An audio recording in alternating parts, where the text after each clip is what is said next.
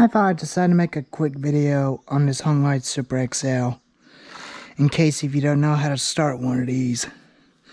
But these are antiques, but these are like old school saws. They are a lot more different between the modern ones that came out. And it's just original, but everything's original on this saw. And that's the choke, that's the manual oiler, and this is the kill switch.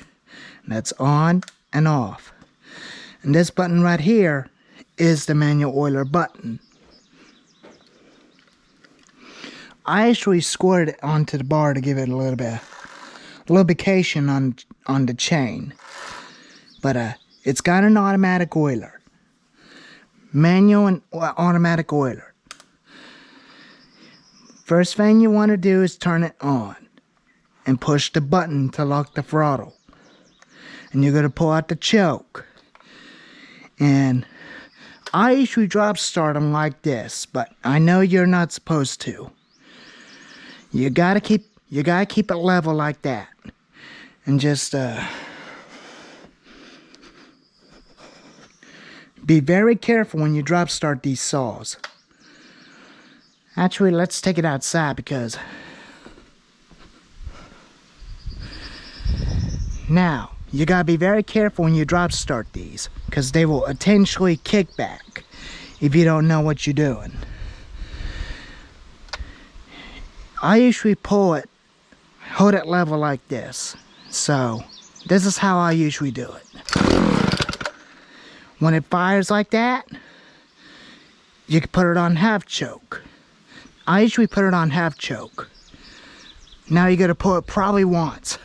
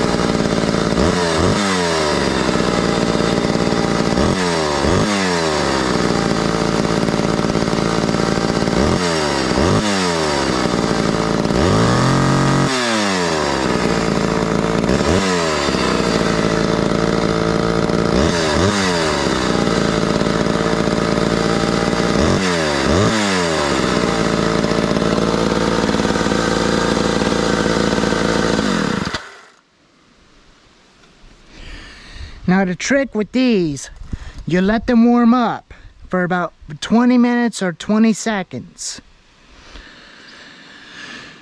But somehow the chain is spinning while it's idling. Because you thought the clutch pads might be broken.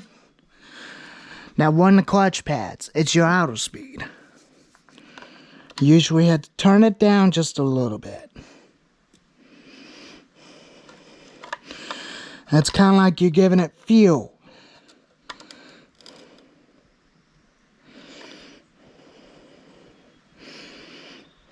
Turn it down just a little bit. Then start it up again. Now, when it's warmed up, don't choke it again. Just turn it on and pull it.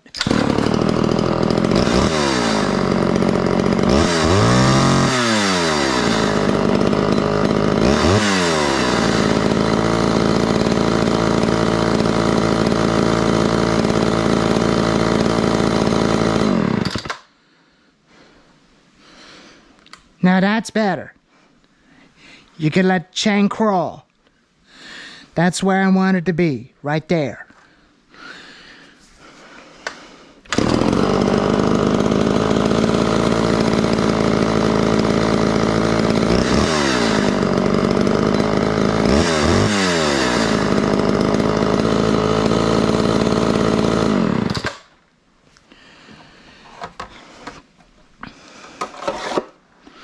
Now that's how you definitely start your antique chainsaw.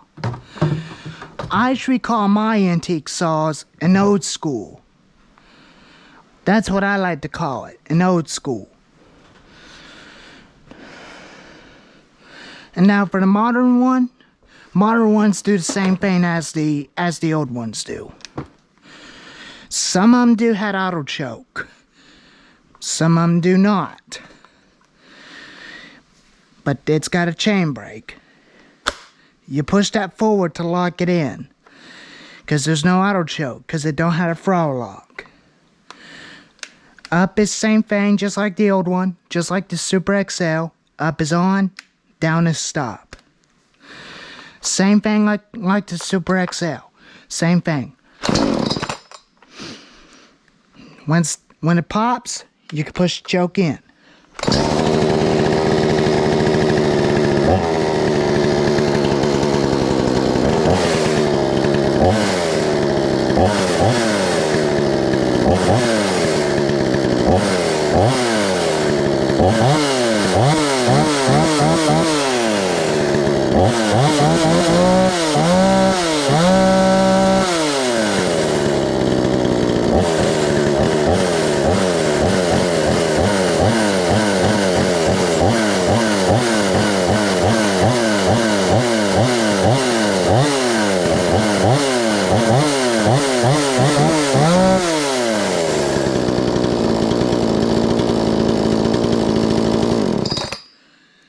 Now off is down the same way as the Super XL, just like the other ones.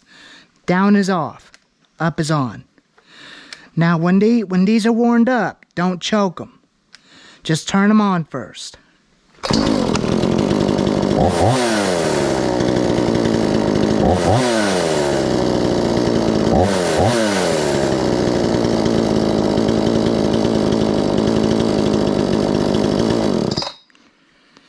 Now I'm gonna have to make me a shield because I don't have a 24-inch or 22-inch shield for this saw. But this one is made back in the year of 1999, right when the Husqvarna 55 wrencher came out. They made several change.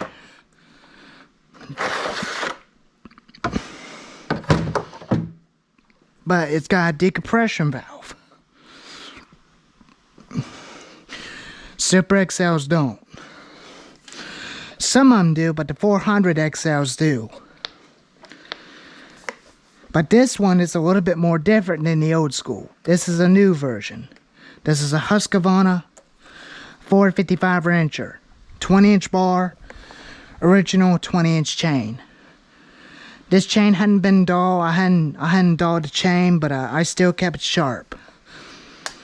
And this button right there is a decompression valve. And you want to pull out the blue choke. Engage the brake. Now hold it level like this.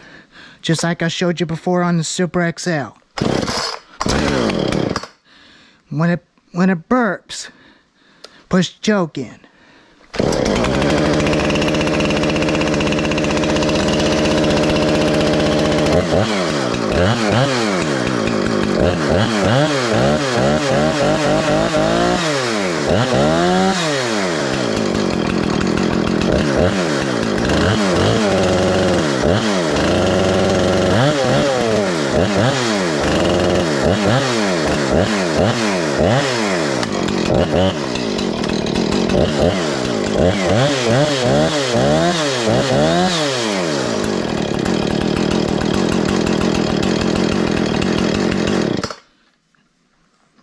Same thing like on the old ones, down is off.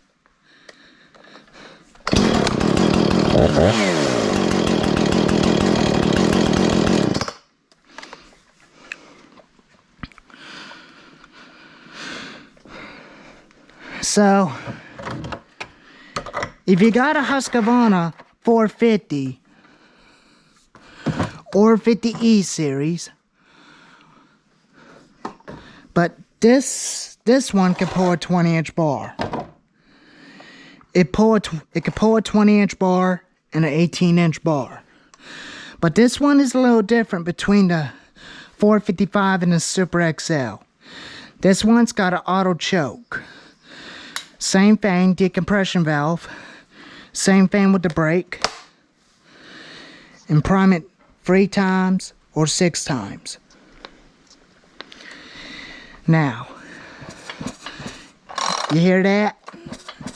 That releases a lot of compression. And this is how you definitely drop start them. If you don't want to drop start them on the ground or put them between your knees, just like that.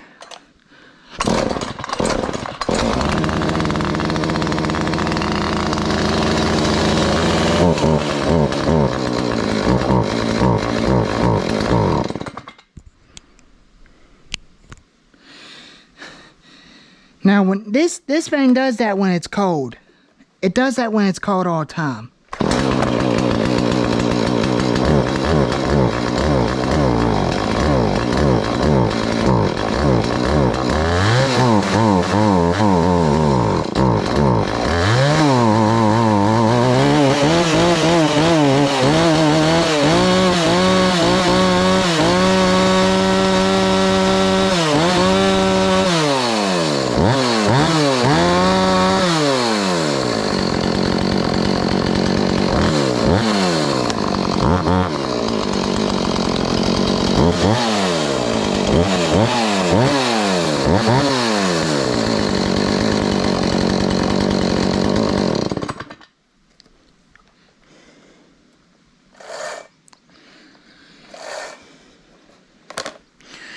And that is how you drop start your chainsaw.